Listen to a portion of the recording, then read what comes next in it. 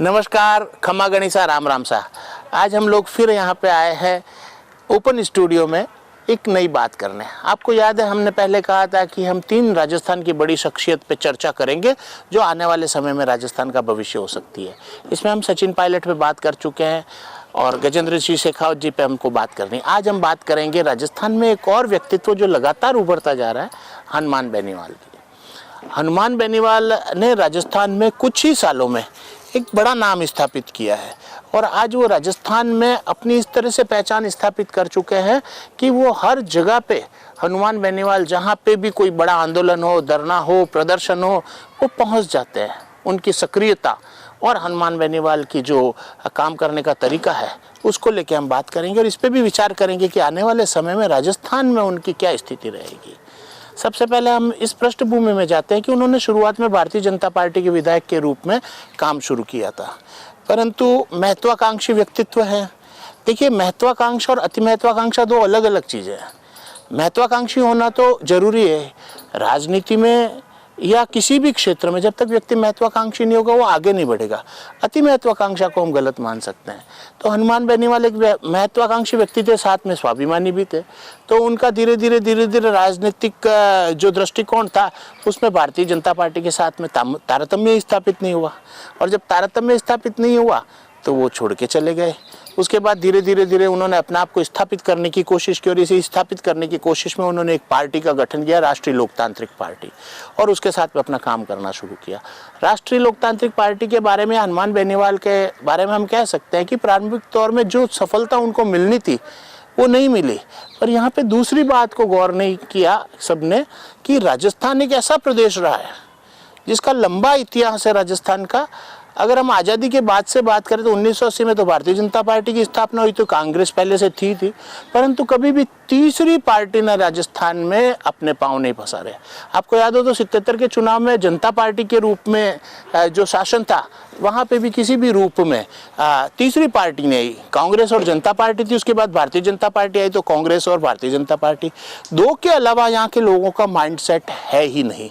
परंतु हनुमान बेनीवाल ने आते ही एक काम किया, एक वर्ग विशेष के साथ में जुड़ के और लोगों के माइंड सेट पर अटैक किया और उन्होंने धीरे धीरे अपनी और रुझान स्थापित किया।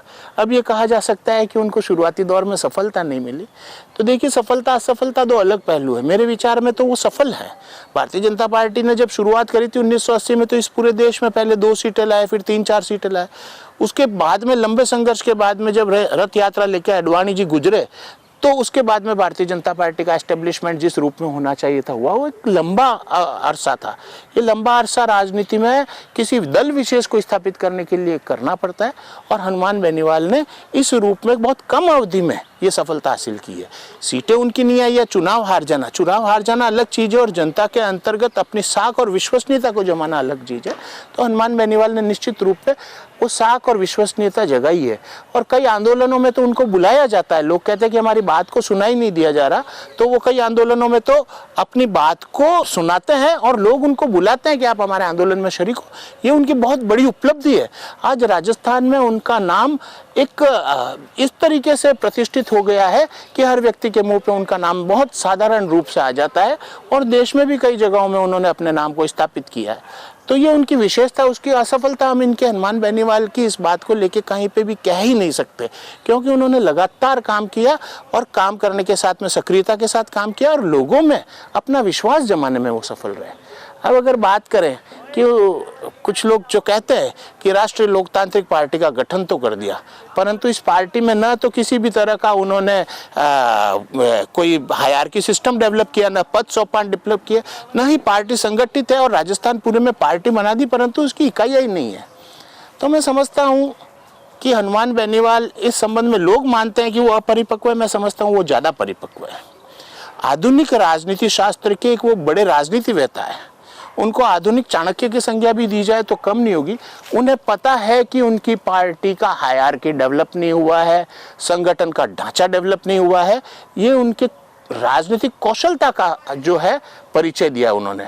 वो जानते हैं कि अगर अपने इसी थोड़े से समय में अगर उन्होंने पार्टी को एस्टेब्लिश करने के लिए चारों तरफ मंडल इकाइयाँ बना दी, ब्लॉक इकाइयाँ बना दी, जिला इकाइयाँ बना दी, जिला देहात इकाइयाँ बना दी, तो एक इतना बड़ा ढांचा तैयार हो जाएगा जिसको संभालना और जिसको मैनेज करना और मेंटेन करना और उसके लिए आवश्यक धन जुटाना बहुत कठिन काम है। ये उनको पता है, इस सत्य से वो भलीभांति परिचित है।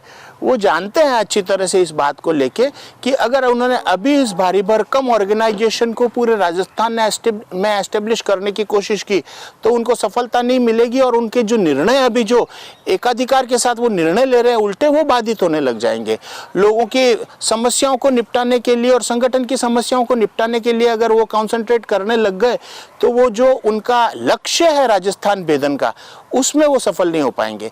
तो वो पहले चाह रहे हैं कि अलग अलग जगह कोऑर्डिनेशन करके किसी तरीके से करके राष्ट्रीय लोकतांत्रिक पार्टी और हनुमान बेनीवाल का नाम इस तरह से मुखर करें और शिखर पे ले जाए ताकि राजस्थान में आने वाले समय में उनको अपनी पार्टी को और पार्टी के सिस्टम को और पार्टी के संगठन को ऑर्गेनाइज करने की कोई दुविधा का सामना नहीं करना पड़े। वो बहुत कुशल राजनीतिज्ञ है। ऐसा नहीं कि उनको समझ में नहीं कि उनका संगठन काम नहीं कर रहा। उनके संगठन के आज बहुत लंबे समय से उनके संगठन में प्रदेश अध्यक्ष भी नहीं है। पुखराज गर्ग के जाने के बाद में भारतीय जनता पार्टी में मुझे नहीं लग रहा है कि उन्होंने किसी प्रदेश अध्यक्ष की भी नियुक्ति की है। इस सत्य को भी वो जानते हैं, परंतु अभी वो चाहते हैं कि यदि वो एकाधिकार के साथ और अपने अधिकारों के साथ में निर्णय नहीं लेते रहे तो इस पार्टी को राजस्थान में फैलाना मुश्किल होगा। और जब तरह तरह की राय और तरह तरह के लोग आने लगेंगे तो जो रूप और जिस रूप में वो अपने निर्णय ले रहे हैं वो निर्णय ले नहीं पाएंगे। बहुत कुशल राजनीतिज्ञ है। तो इस आधार पर हम कह सकते हैं कि हनुमान बेनीवाल ने संगठन को चाहे एस्टेब्लिश नहीं किया परंतु स्वयं अपने आप में बड़े एस्टेब्लिश हुए हनुमान बेनीवाल। साथ में ये भी कहना पड़ेगा कि उनकी सफलताएं भी कम नहीं है। इस छोटे से अंतराल में उन्होंने राजस्थान में अपने आप को एस्टेब्लिश कर लिया।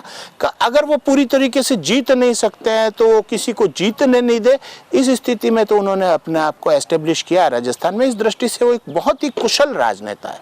अब उनका राजस्थान में भविष्य क्या होगा इस बारे में भी हम बात करें। हमने पिछली बार सचिन पायलट को भी बताया था कि वो राजस्थान के सुखद भविष्य अगर कांग्रेस का कोई भी राजस्थान में स्थायित्व आता है या स्थापना होती है वापस पुनर्स्थापना मैं कहूँगा तो सचिन पायलट का भविष्य सुखद है। इसी तरीके से हनुमान बेनीवाल का भी भविष्य सुखद है क्योंकि वो एक सक्रिय राजनेता है, क्योंकि वो जनता से जुड़े हुए राजनेता है।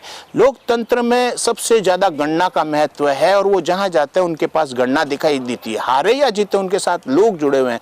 जिस व्यक्ति के पास सक्रियता है, जिस व्यक्ति के पास में लोकतंत्र के जो लोगों की और गणना की जरूरत है वो गणना पूरी है और वो लगातार काम कर रहे हैं और साथ में कुशल राजनेता भी है और साथ में उनका संगठन भी निर्मित हो गया, संगठन तैयार हो गया।